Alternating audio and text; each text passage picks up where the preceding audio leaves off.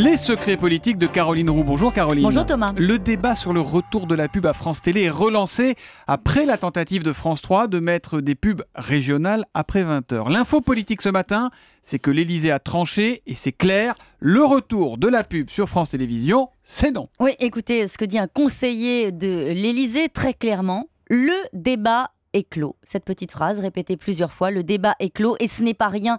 Car il y a encore quelques semaines, vous vous souvenez, Fleur Pellerin s'était dit ouverte sur le sujet. Alors les fidèles du président font immédiatement une lecture politique du dossier. François Hollande ne peut pas défaire une mesure qui a été voulu par la gauche et réalisé par Sarkozy. Voilà ce que me dit un fidèle de François Hollande.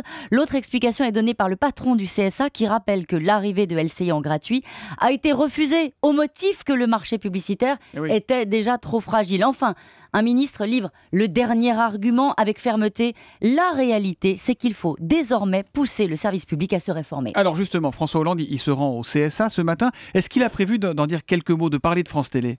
Alors, ce n'est pas au programme, mais vous savez quoi ? Son sujet ce matin, Thomas, ce sera de trouver les mots pour apaiser la colère des salariés de LCI qui vont constituer son comité d'accueil. Et en attendant, France Télévisions devra aller chercher de l'argent ailleurs que dans la pub. La question politique du jour, Caroline. Est-ce que Gérard Larcher, le nouveau patron du Sénat, avait des soutiens politiques à gauche ? Oui, et un de taille.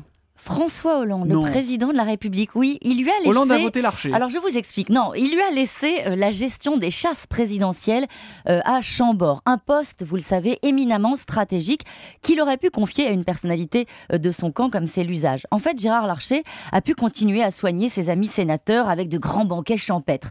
Ça a servi à faire campagne en fait. Exactement, mais pendant 2 ans, pendant la durée où la gauche était au pouvoir au Sénat. Ceux à gauche qui ont tenté de récupérer ce lieu de pouvoir ont été priés de rester à distance. Et un conseiller gouvernemental raconte que tous les arbitrages sur le sujet, sur les chasses présidentielles, ont été pris à l'Élysée et donnaient raison à Gérard Larcher, car au fond, François Hollande a toujours pensé que Gérard Larcher redeviendrait un jour président du Sénat.